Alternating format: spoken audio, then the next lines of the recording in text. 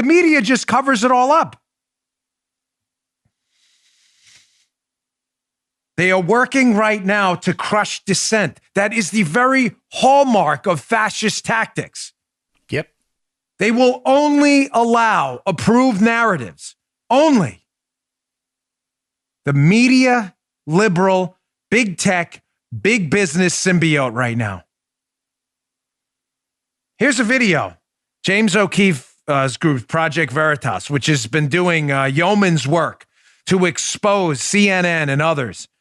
This big media, propaganda, Pravda-like outfit working at rapid pace to usher in fascism and the elimination of civil liberties in this country, the markets, free dialogue, and everything. Here is an undercover video recorded by a Project Veritas, an actual journalist, of a CNN employee, a staffer, basically admitting, this is a short clip. You can go to Project Veritas' website. I have the link in the newsletter today.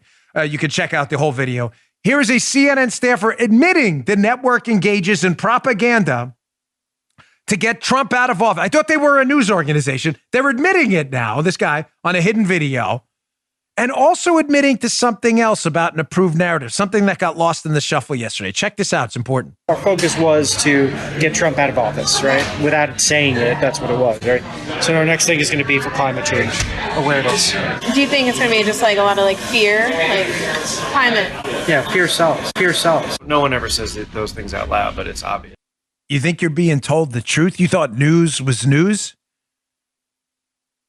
Folks, we're living in a 24-hour Pravda-like Soviet Union, fascist-type media environment. I do not throw these words around loosely. The exact same tactics fascists and propagandists use in communist totalitarian empires and exploding fascist environments are the same tactics being used by this symbiotic, destructive organism, big tech, big business, big media, and big liberals to destroy your right to speak out, vote for a candidate, and affect political change, and also to crush any dissent while only allowing approved narratives.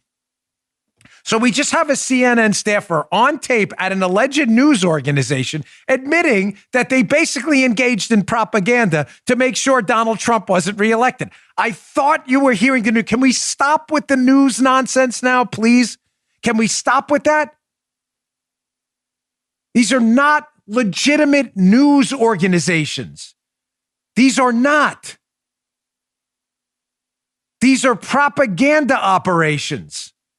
That's all they are. How do we know that? Because of this. The fact that they didn't want Trump elected, by the way, made a lot of the news headlines yesterday. I have to tell you, I find that the least surprising thing about it. That's not a shock to anyone. CNN's not a serious news organization. It never has been. It's a joke. The fact that they were basically a PAC, political action committee for Joe Biden, it's not a mystery to anyone. They hated Donald Trump. That he's admitting it on tape is a little shocking. That he had a little bit of verbal diarrhea there, the CNN staffer. But I found the second part to be more surprising because I had just before watching that clip, not kidding, not a joke, read this piece at cnsnews.com, which again will be in the newsletter if you want to read the whole thing. Major news outlets pledged to begin calling climate change, quote, a climate emergency by Craig Bannister. Wait. I just heard on that hidden video with the CNN guy, him say on tape, we're rapidly moving on from Trump. Trump's gone. Now we're going to start with the fear porn over the climate. That's really strange because I had just read this CNS news article about media and science, air quotes, organizations colluding to call climate change a climate emergency. Don't worry, folks. It's all legit. It's all straight news reporting on facts. All of it. Here's a quote from the CNS news piece. So you know you're being lied to. They're BSing you all day, and idiots fall for it. You wake up every morning as a liberal like a moron, sucking this up like a thirsty dog licking from a bowl, desperate to get your information from admitted liars.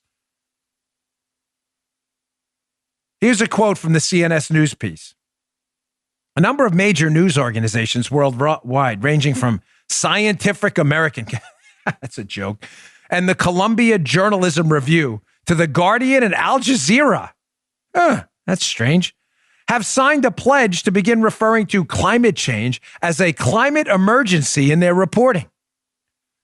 Quote, Scientific American has agreed with major news outlets worldwide to start using the term climate emergency in its coverage of climate change, the publication announced Monday in a tweet to 3.9 million followers, touting the impact we hope it can have throughout the media landscape. Don't worry, folks. This is all straight news. Right. All of it. Every little bit. Don't you worry. I'm not, I'm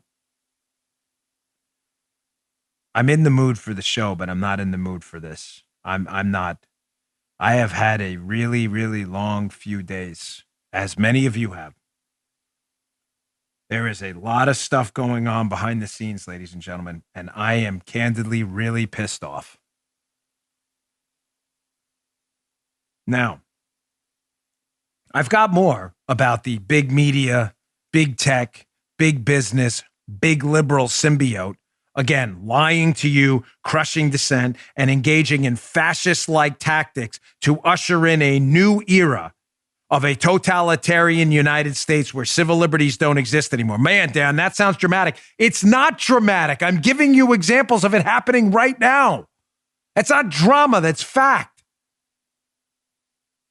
I've got another example, but I'm going to sandwich it with some good news because we are learning to fight back. I've got 2 stories coming up next, which should put a little bit of your smile on your face because people, like I said, the good side to the rapid descent is I believe there's going to be a rapid ascent upwards when people start waking up that their country is disappearing and everything it stood for in front of their very eyes.